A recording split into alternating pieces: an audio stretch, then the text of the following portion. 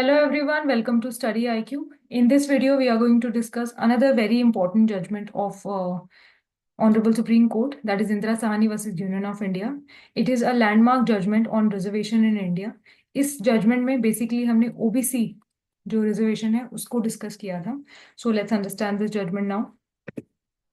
It is also known as a Mandal commission case. ये आपके objective questions में कई बार पूछा गया है कि कौन सा जजमेंट है जिसको मंडल कमीशन केस भी कहा है. तो इंदिरा साहनी केस है.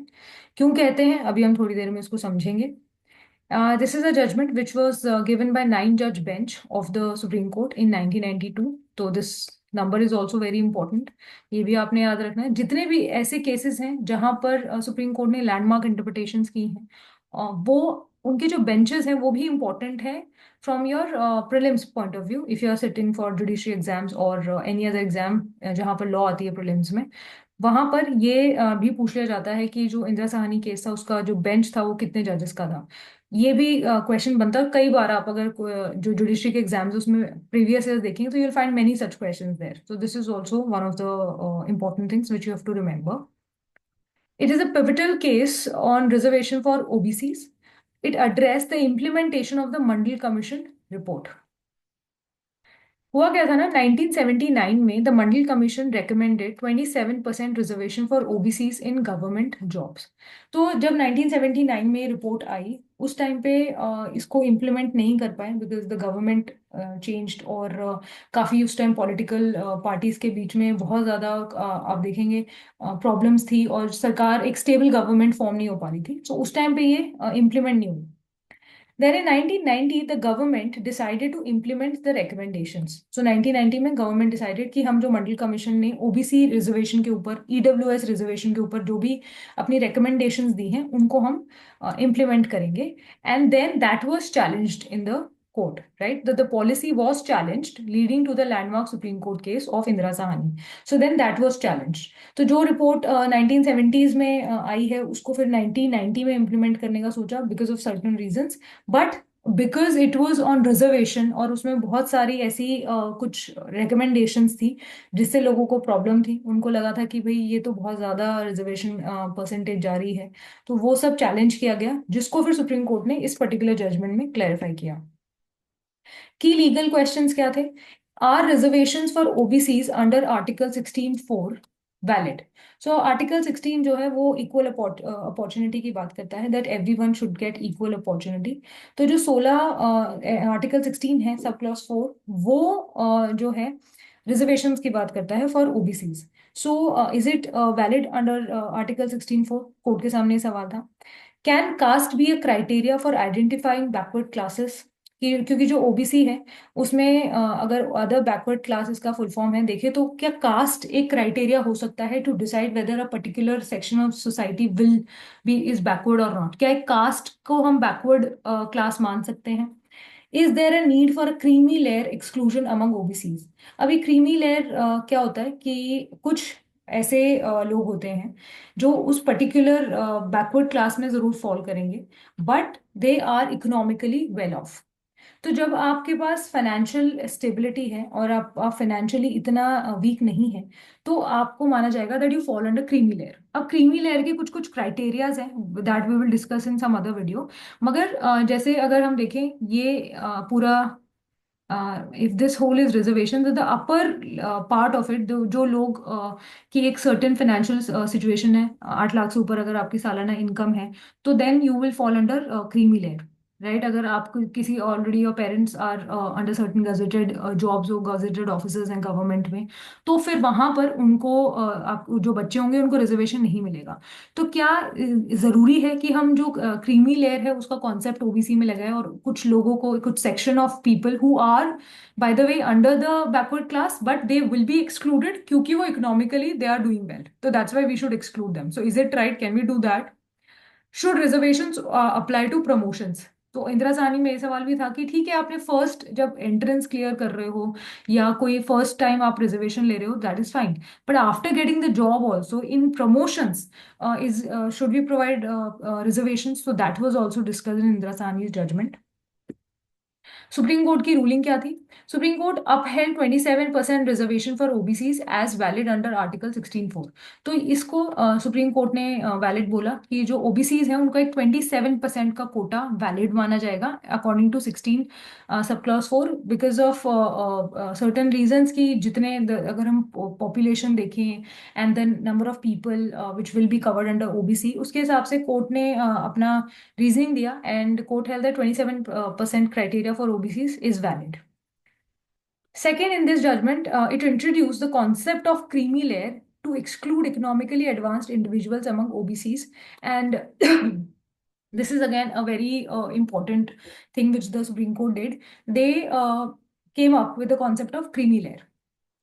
उन्होंने कहा कि ठीक है, अगर आप ओबीसी आपकी जो सिचुएशन है, if your class is other backward class and it will be covered under OBC, still अगर आप इकोनॉमिकली वेल ऑफ हैं, फाइनेंशियली आप स्टेबल हैं, तो आप क्रीमी लेयर में फॉल करेंगे। उसके कुछ क्राइटेरियाज होंगे, आपकी कितनी certain amount of property you have, residential कितनी है, फिर आपका सालाना इनकम कितनी है, आपका गवर्नमेंट में क्या पोस्ट आप होल्ड कर रहे हो, अगर आप सैलरी ले रहे हो तो वो किस पे ग्रेड पे है। तो इन सब चीज़ों को देखते हुए creamy layer will be decided. और अगर आप उनमें से किसी कैटेगरी में फॉल कर रहे हो, अगर आपकी 8 लाख से ऊपर इनकम है, आपका कुछ सर्टेन अमाउंट ऑफ आपका जो रेजिडेंशियल एरिया है उसका वो कुछ area, I think it's 100 square, I am not sure about it. तो अगर ऐसे कुछ क्राइटेरियाज रखे गए, if you fall under those criterias then you will be covered under creamy layer. और अगर आप क्रीमी लेयर में अगर आए हैं तो फिर आपको रिजर्वेशन नहीं मिलेगी। तो ओबीसी में क्रीमी लेयर का कॉन्सेप्ट इंट्रोड्यूस किया गया।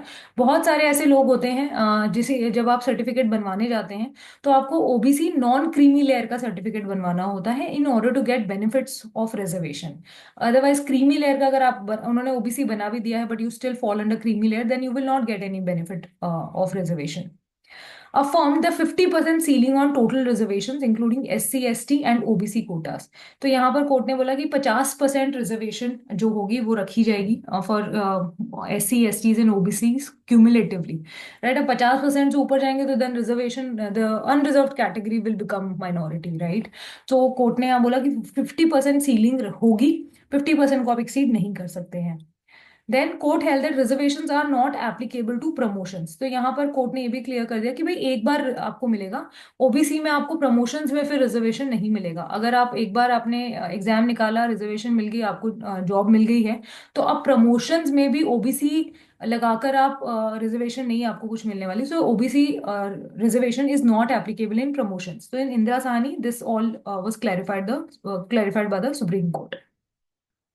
अब इम्पैक्ट क्या था? सबसे पहली चीज, reinforce the principles of equality while balancing affirmative action. Affirmative action आप देखेंगे, रिजर्वेशन को अफर्मेटिव एक्शन ही माना जाता है, एक पॉजिटिव स्टेप माना जाता है। Reason being that it is a step by which the government is trying to uplift certain section of society जिनको पहले अपॉर्चुनिटीज नहीं मिली हैं and they were not treated well, और उनको कहीं मतलब जो मौके लोगों को आसानी से मिलते हैं उसके लिए उनको बहुत स्ट्रगल करना पड़ता था।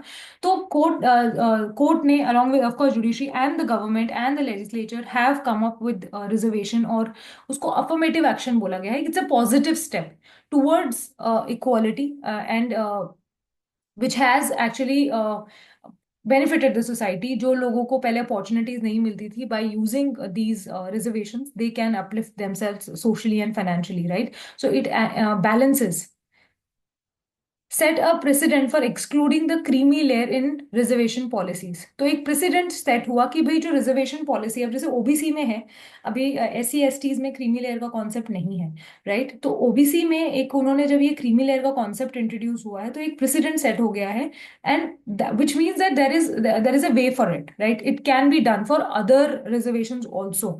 अभी in fact recently honourable supreme court has also discussed classification under SC, STs कि जो रिजर्वेशन है उसमें भी बहुत जरूरी है कि we should look into it, we need to regularize it and see whether the reservation is actually being used by the people who deserve it and not the ones who have already taken the benefit and now upon that they are taking more benefit।